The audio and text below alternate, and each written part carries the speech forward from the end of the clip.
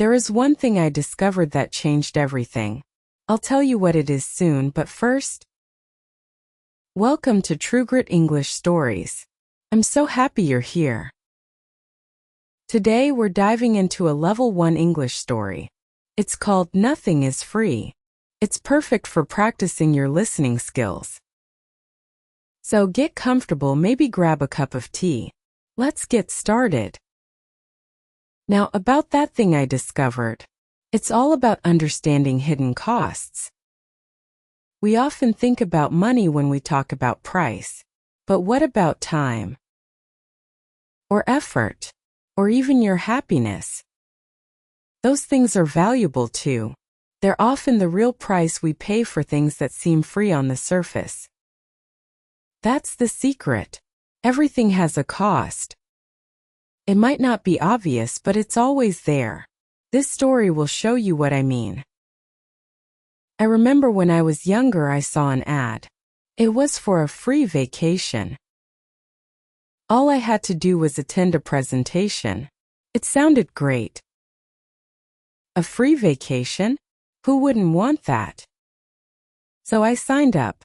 I went to the presentation. It was in a fancy hotel. They gave us free snacks and drinks. Felt like we were being treated like royalty. But then the presentation started. It was all about buying timeshares.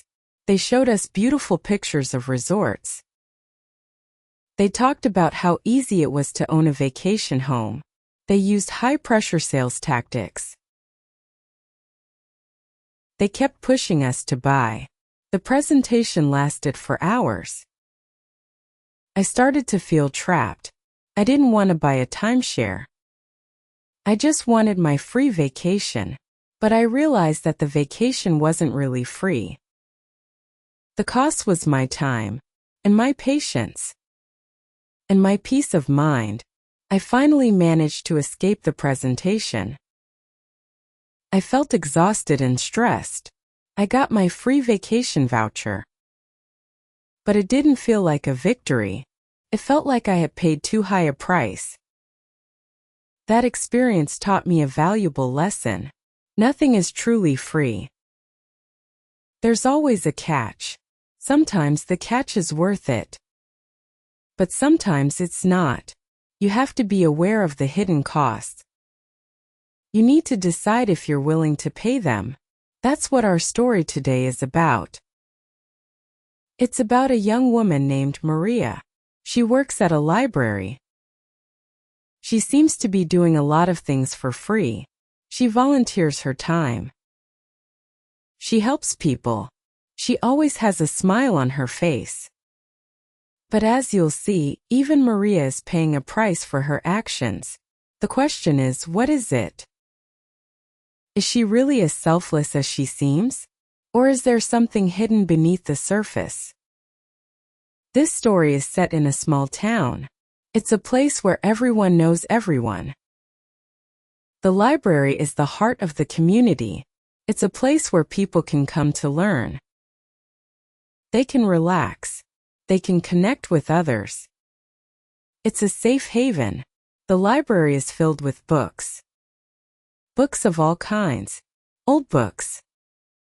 New books. Fiction. Non-fiction. There's something for everyone. The librarian is a kind old woman. She loves books. She loves the library. She loves the people who come there. She's always happy to help. She's the heart of the library. Maria is a key part of the library. She's always there. She helps the librarian with everything. She shelves books. She answers questions. She organizes events. She's a valuable member of the team. Everyone appreciates her hard work. Especially the librarian. But even in this peaceful little town, things aren't always as they seem. Trouble is brewing. Something is about to happen that will change everything. And it all starts with a missing book. Remember, nothing is free. Keep that in mind as we go through this story. What hidden price will Maria and others have to pay? Let's find out. Are you ready to continue? Great. Let's move on to the next part of the story. Okay, let's get back to our story. Remember Maria? She's our main character. She seems so helpful and kind. But remember, nothing is free. We have to wonder what's really going on. Let's look closer at Maria. She's a young woman, maybe early 20s. She has bright, friendly eyes. She always has a smile for everyone. She's always willing to lend a hand. She lives in a small apartment with her family. Her family is struggling to make ends meet. Her father lost his job a while ago. Her mother works long hours. Maria wants to help them. She wants to take some of the burden off their shoulders. That's why she volunteers at the library. It's a way for her to give back to the community. It also gets her out of the house. It gives her something to focus on besides her family's problems. She really enjoys working at the library. She loves being around books. She loves helping people find what they're looking for. She especially loves reading stories to children. She has a special way with kids. They all adore her. She makes the stories come alive. She uses different voices. She makes funny faces. The kids are always laughing. She's a natural. It seems like she was born to work with children. She dreams of becoming a teacher someday. But college is expensive.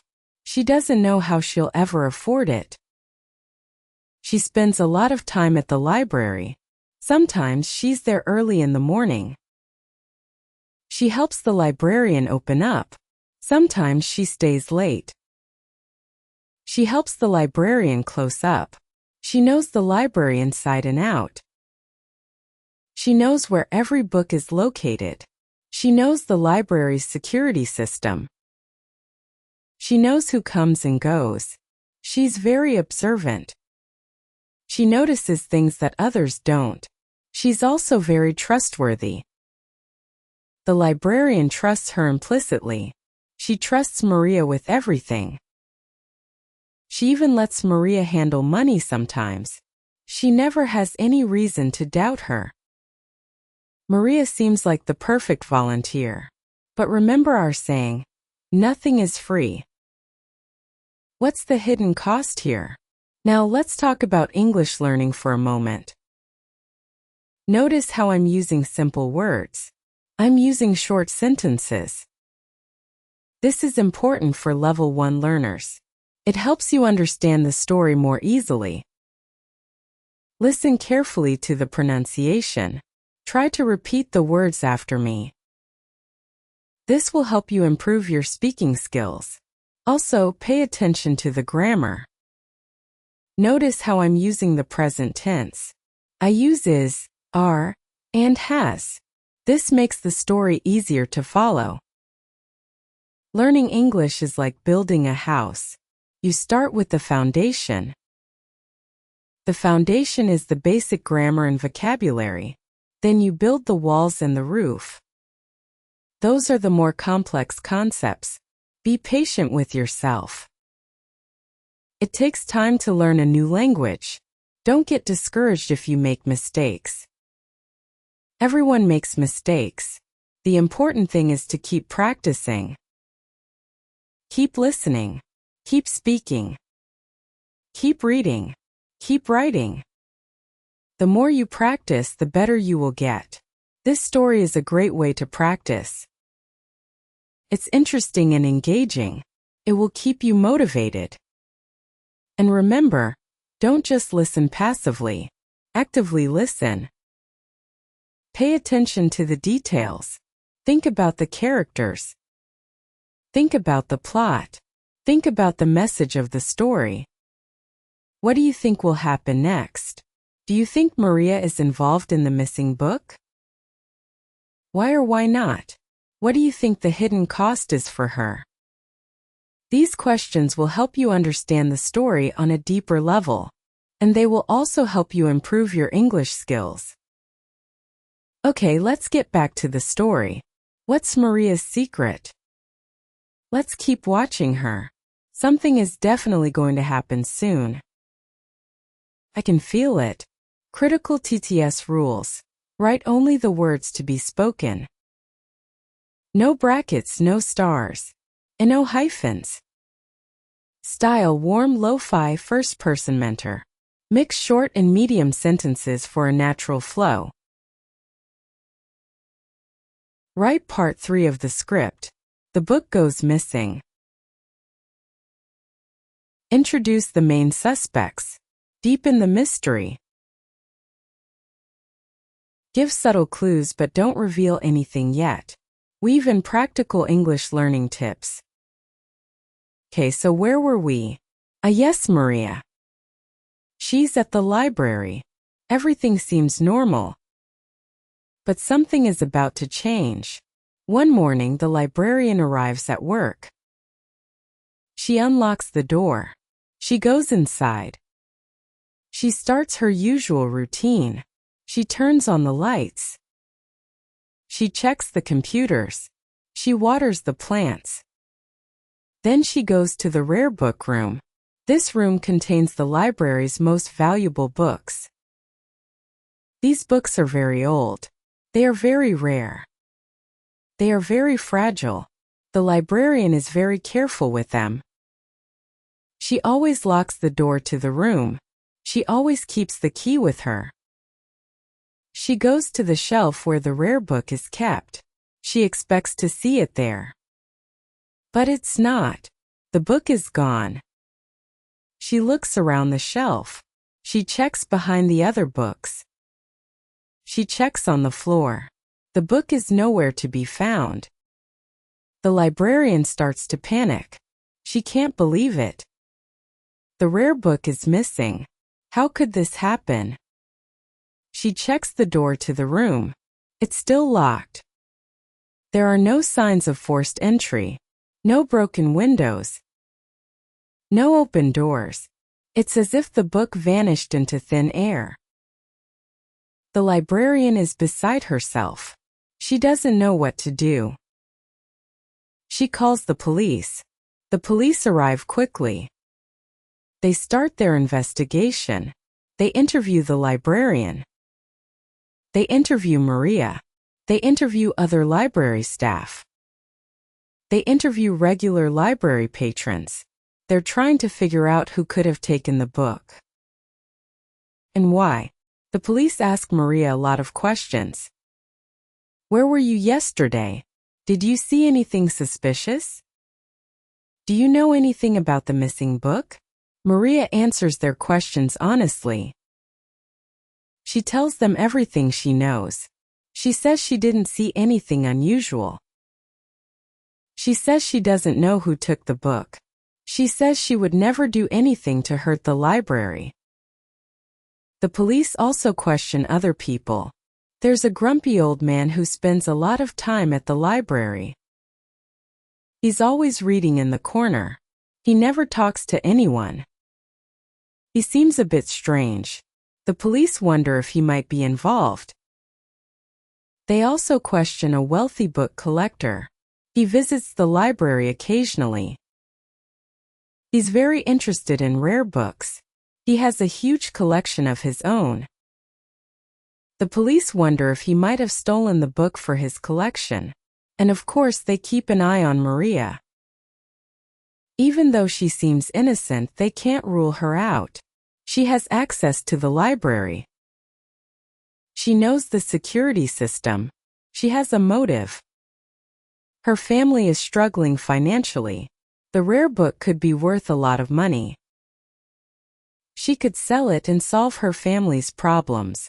The police have a lot of suspects. But they don't have any solid evidence. The mystery of the missing book deepens. Now let's practice some English. Listen to how I describe the characters. I use adjectives to paint a picture in your mind. I say the grumpy old man. Grumpy is an adjective.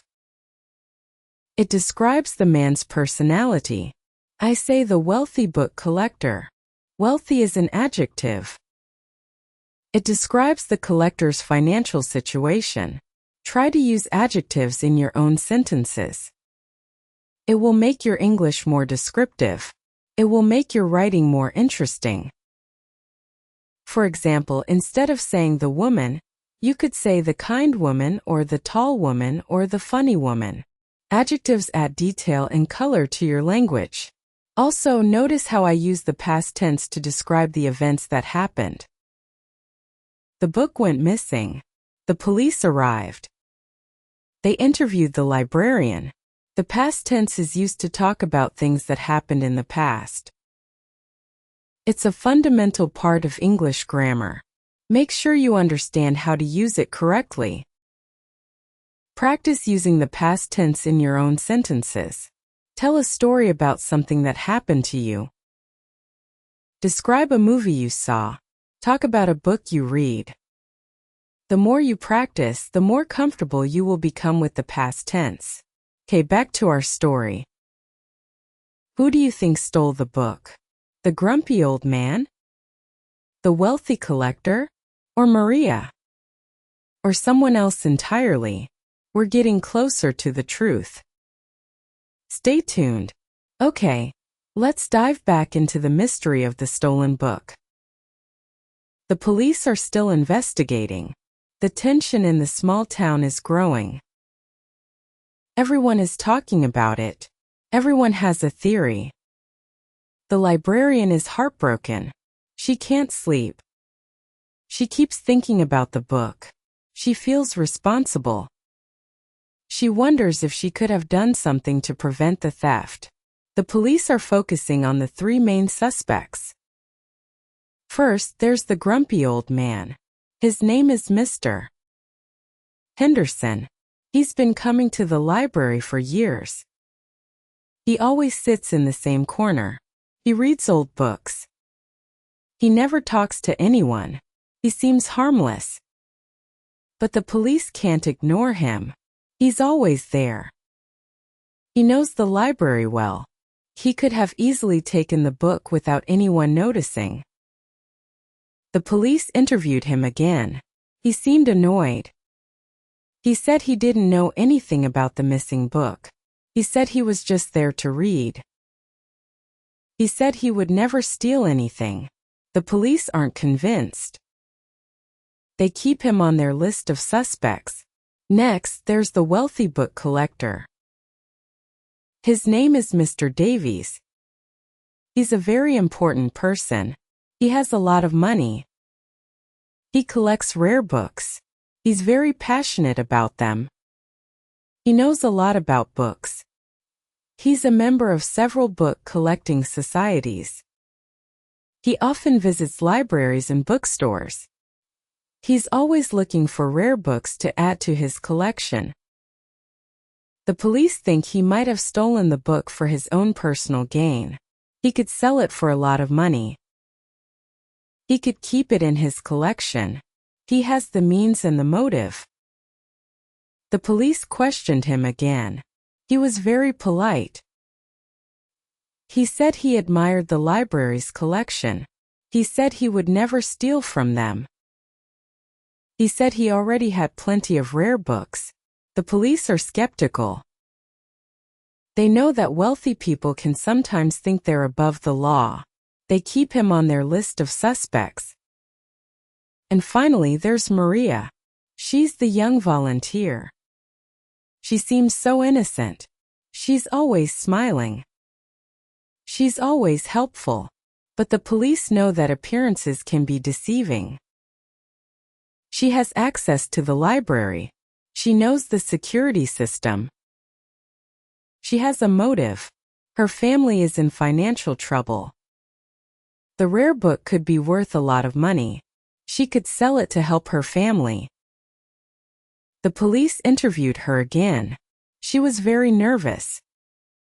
She repeated that she didn't know anything about the missing book. She said she would never do anything to hurt the library. But the police noticed something. She seemed to be hiding something. She avoided eye contact. She fidgeted with her hands. She seemed uncomfortable. The police suspect that she might be involved. But they don't have any proof. While the police are investigating, let's work on some more English. Today we'll focus on prepositions. Prepositions are words that show the relationship between things.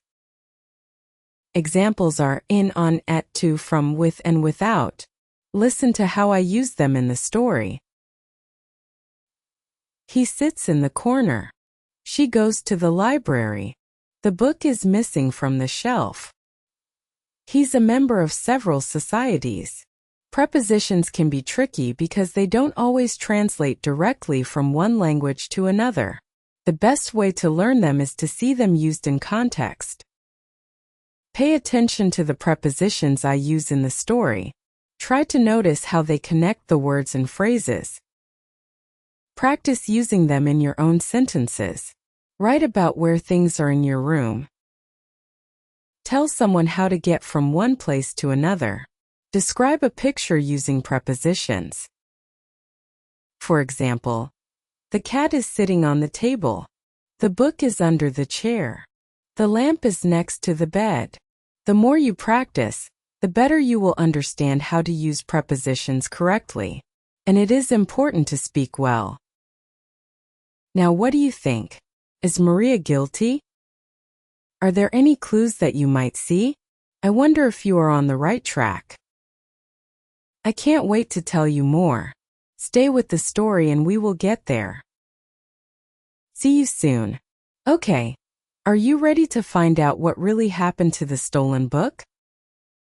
The police are putting pressure on all the suspects.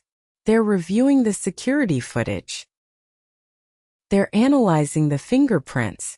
They're searching the suspects' homes. The tension is thick. Everyone is on edge. The first breakthrough comes from the security footage. The police find something interesting. They see Maria entering the rare book room late one night. She's carrying a bag. She stays in the room for about 10 minutes. Then she comes out. She's no longer carrying the bag. The police confront Maria with the footage. She denies everything at first. She says she was just checking on the books. She says she didn't take anything. But the police don't believe her. They show her the footage again. They point out the bag. They ask her what was in it. Maria starts to crack. She becomes more and more nervous. Finally, she breaks down. She confesses. She admits that she took the book. She tells the police why she did it. Her family is in debt. They owe a lot of money. They're about to lose their home. Maria felt desperate. She saw the rare book as a way to solve her family's problems. She planned to sell it and use the money to pay off their debts. She knew it was wrong. But she felt like she had no other choice. She thought it was the only way to save her family. The police ask her where the book is. She tells them she hid it in her apartment. They go to her apartment and find the book. It's hidden under her bed. The police arrest Maria. She's charged with theft. She's facing serious consequences. The librarian is devastated. She can't believe that Maria, someone she trusted, would do such a thing. The whole town is shocked. No one expected Maria to be the thief. They thought she was such a good person. But now they see that everyone has their struggles. Everyone is capable of making mistakes. This part of the story is the climax. That's the turning point of the story. It's where the mystery is solved. It's where we find out the truth. In this part of the story, we learn that Maria stole the book. We learn why she did it. We learn where she hid the book. The climax is usually the most exciting part of the story. It's where everything comes together. Now let's talk about using questions in English. Notice how I use questions to keep you engaged. I ask things like, are you ready to find out what really happened? What do you think will happen next? Can you believe she did that? Questions make you think. They make you want to know the answer. They make you feel like you're part of the story. Try to use questions in your own conversations. Ask people about their day. Ask them about their interests. Ask them for their opinion. Asking questions is a great way to start a conversation. It's a great way to learn about other people. It's a great way to show that you're interested in them. It's also a great way to practice your English. The more you ask questions, the more comfortable you will become with the language. So don't be afraid to ask questions. It's a powerful tool. And remember, there are no stupid questions. Everyone is learning. Everyone is trying to improve. So ask away. What do you think about Maria's actions? Was she right to steal the book to help her family? Or was she wrong? Is it ever okay to do something wrong for the right reasons? This is a difficult question. There's no easy answer. Something to think about. Let's see how the story ends. Critical TTS rules. Write only the words to be spoken. No brackets, no stars. And no hyphens. Style warm lo-fi first-person mentor. Mix short and medium sentences for a natural flow. Write part 5 of the script. Keep the mystery going from part 1. Slowly reveal the secret or method while giving practical English tips. Style, upper beginner level vocabulary. Okay, we've reached the end of our story. Maria has been arrested. The truth is out. What happens now? Maria's case goes to court. The judge listens to all the evidence. He hears about Maria's family situation. He hears about her good character. He hears about how much she regrets what she did. The judge feels sympathy for Maria. He understands why she did what she did. But he also knows that stealing is wrong. He has to uphold the law. He sentences Maria to community service. She has to work at the library for a year. She has to help the librarian. She has to make amends for what she did. Maria is grateful for the sentence. She knows she got lucky. She promises to make the most of it. She's determined to earn back the trust of the community. Maria starts her community service. It's not easy. Everyone knows what she did. Some people are forgiving. Others are not. She has to face their judgment every day. But she perseveres. She works hard. She's always polite and helpful. She tries to make up for the damage she caused. Slowly, people start to forgive her. They see that she's truly sorry. They see that she's trying to change. The librarian forgives her. She knows that Maria made a mistake. But she also knows that Maria is a good person at heart. She gives Maria a second chance. She teaches her more about books. She helps her pursue her dream of becoming a teacher. Maria learns a valuable lesson. She learns that actions have consequences. She learns that stealing is never the answer. She learns that honesty is always the best policy. She also learns that forgiveness is possible. She learns that people can change. She learns that even after making a big mistake, you can still find redemption. And that's the end of our story. What did you think? Did you enjoy it? I hope you did. I hope you learned something from it. The main message of this story is that nothing is truly free. Everything has a cost. Sometimes the cost is obvious. It's money. It's time. It's effort. Sometimes the cost is hidden. It's guilt. Shame. It's the loss of trust. Before you do something, always think about the cost. Is it worth it? Are you willing to pay the price? Sometimes the answer is yes. Sometimes the answer is no. It's up to you to decide. But always be aware of the cost. Remember Maria. She thought she was getting something for free. She thought she was solving her family's problems without any consequences. But she was wrong. She ended up paying a very high price. She lost her reputation. She lost her freedom. She almost lost her future. Don't make the same mistake. Be honest. Be responsible. Be aware of the cost. Finally, let's review a bit of English. Today, let's focus on learning phrases. I use a lot of common phrases in this story. To make amends, to learn a lesson, to make the most of it, to have a good heart. To pay the price phrases are groups of words that have a specific meaning. They are often used in everyday conversation. Learning phrases is a great way to improve your English fluency.